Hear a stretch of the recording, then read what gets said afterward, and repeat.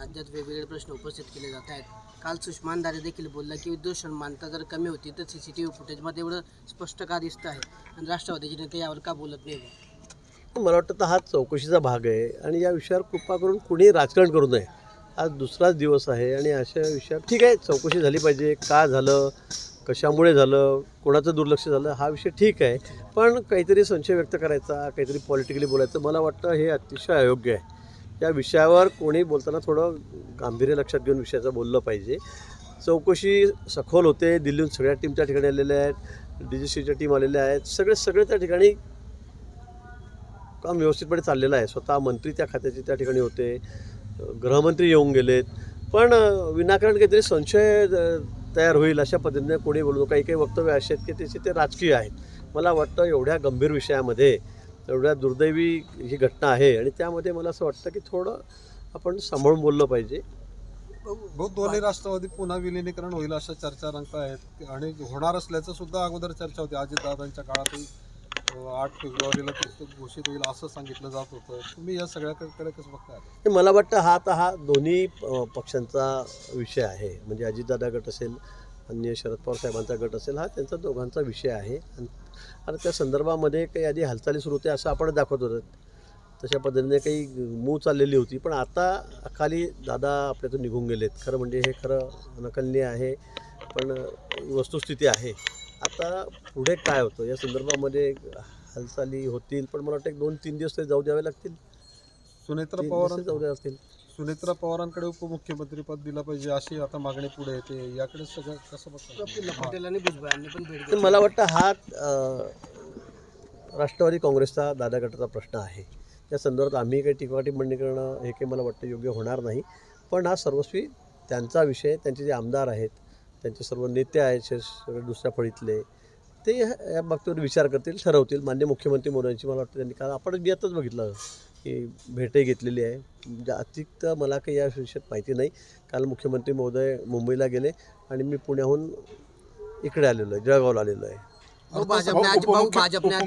भाजपने अजितदादांवर जे 70,000 कोटींचे आरोप घोटाळ्याचे आता आरोप मला केले वाटतं हे विषय हे आरोप मागे घ्यावेत अशी ही खरी श्रद्धांजली ठरेल असं संजय राऊत मला बोलले. वाटतं या विषयामध्ये कुणीही राजकारण करू नये. मला असं वाटतं. म्हणजे आज दुसरा दिवस आहे आणि आपण काय बोलतोय, काय नाही, तर याला थोडंसं आपण आपला कंट्रोल ठेवला पाहिजे. मला असं वाटतं. त्यामुळे 2-4-5 दिवस नंतर तुम्हाला काय बोलायचं ते बोला, पण आज दुसराच दिवस आहे आणि आपण काय बोलतो आहोत. मला वाटतं सगळ्या गोष्टीमध्ये राजकारण केलंच पाहिजे का, आणि त्याची काही काळवेळ असते की नाही, हा माझा प्रश्न आहे खरं म्हणजे. उपमुख्यमंत्री देवेंद्र फडणवीस सादर करतील असे आहे. अर्थसंकल्प कोण सादर करतील? आज ते सांगणं कठीण आहे. अजून अधिवेशनाला वेळ आहे. अजून काही लगेच उद्या परवा अधिवेशन नाही आहे.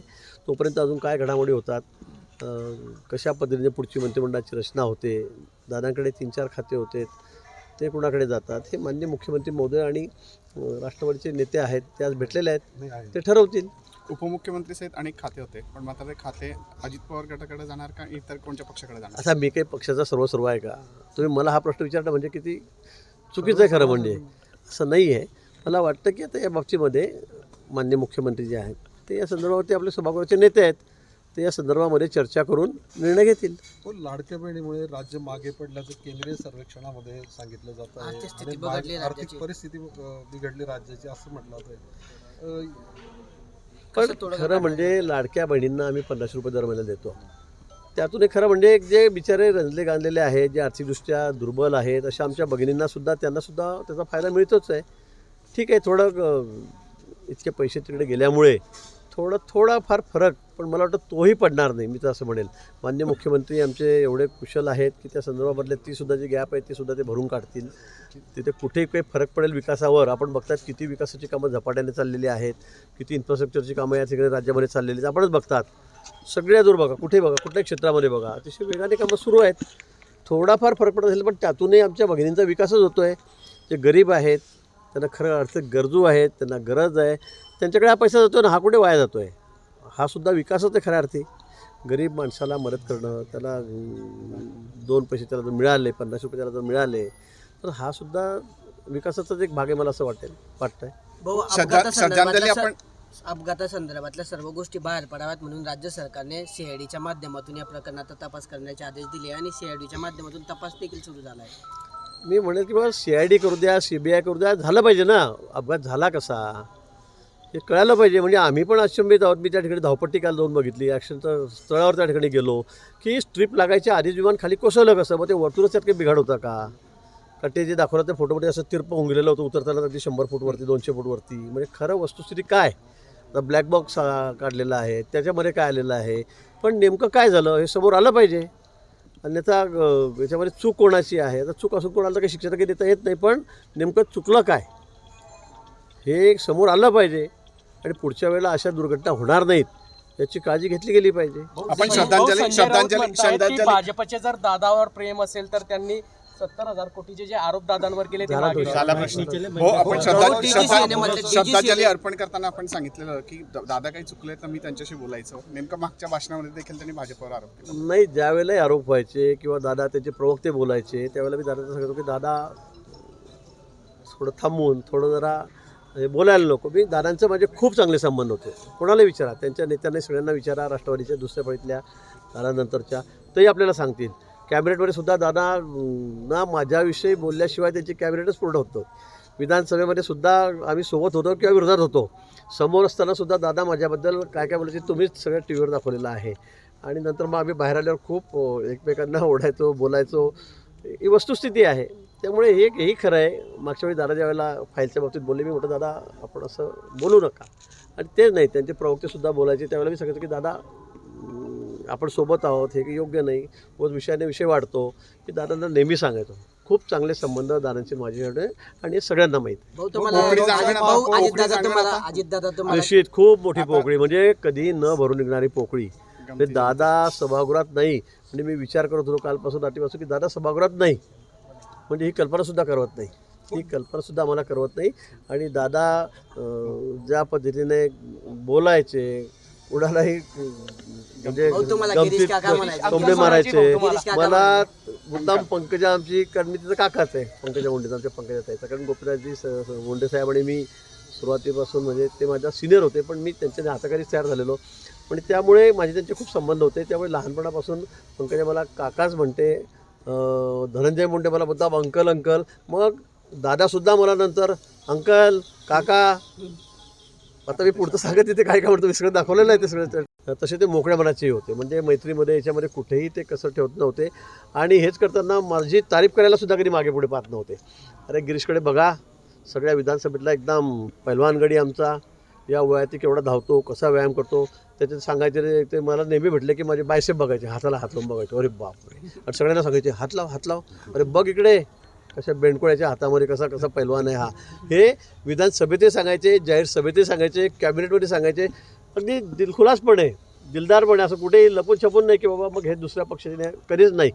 माझी तारीफ ते तेवढीच करायचे. मला इतक्या वेळा निवडून आलो, तू कसा येतो, तिथली सामाजिक परिस्थिती नाही, भौगोलिक परिस्थिती, मग तू येतो कसा, हे सुद्धा मला अनेक वेळेला त्याने विचारलेलं आहे. आणि माझं कौतुकही ते खूप करायचं की तू असा उत्तर महाराष्ट्र कसा सांभाळतो. तू तर गोटेंना मी काढलं त्यावेळेला, तू गोटेंना काढल्यावर तिथे कसे काय एवढं काढले, त्याचं एकही येऊन येत नाहीत. म्हणजे हेही ते मला तेवढंच बाजूला घेऊन बोलायचे, विचारायचे. नाशिकच्या बाबतीत यावेळेला म्हणे तुमचं तर निकाल तर वेगळाच लागणार होता, असं कसं काय झालं, काय जादूगर आहे तू. म्हणजे हे मला खूप प्रेमाने आणि अतिशय आतुरतेने विचारायचे की मग तू करतो काय, असं काय आहे काय, म्हणजे काय जादू केली कशी केली. पण अशा स्पष्ट वक्ते नेत्याला बोलवड्या, म्हणजे जो कणखर होता, आपण मनातून हे होता, भाऊक होता खूप, अशा नेत्याला महाराष्ट्र मुकलाय भाऊ आज. खरंच तुम्ही त्यांच्यासोबतच्या आश्वनी सांगितले, पण आता पुढच्या काळात ते नसणारे भाऊ सोबत आपल्याला. खरं खूप वेदना आहेत, खूप दुःख आहे मनाला, कारण खूप आठवणी आहेत. खूप दादा म्हणजे दिलदार माणूस होता, मी तुम्हाला सांगेन, अतिशय दिलदार.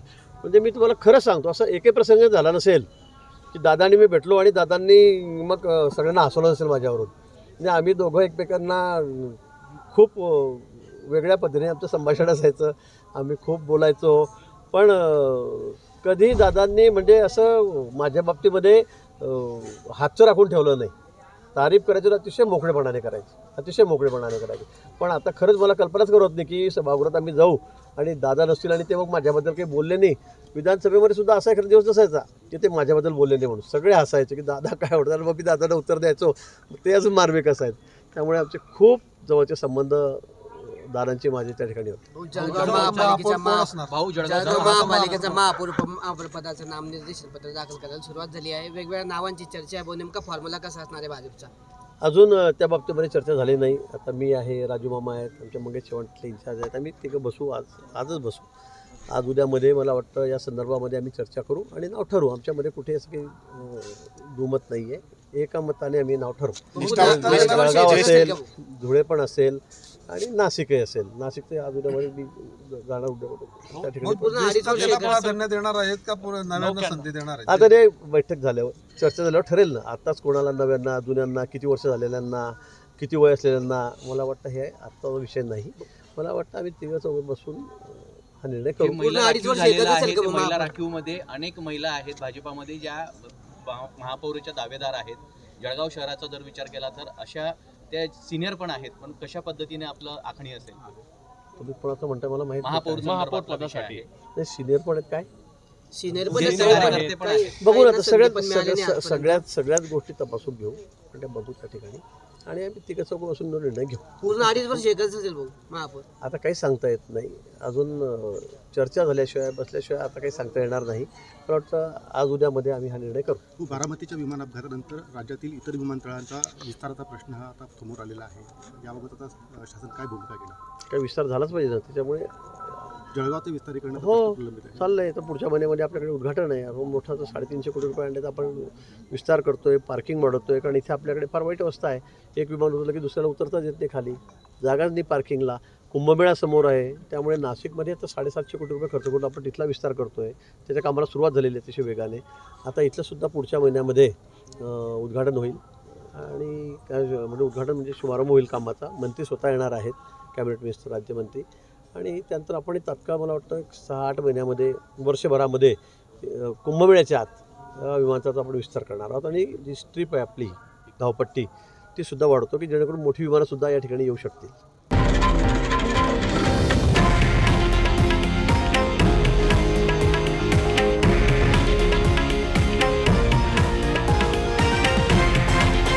हे आहे देशातील नंबर 1 न्यूज नेटवर्क आणि आपण पाहत आहात TV9 मराठी, एकमेव.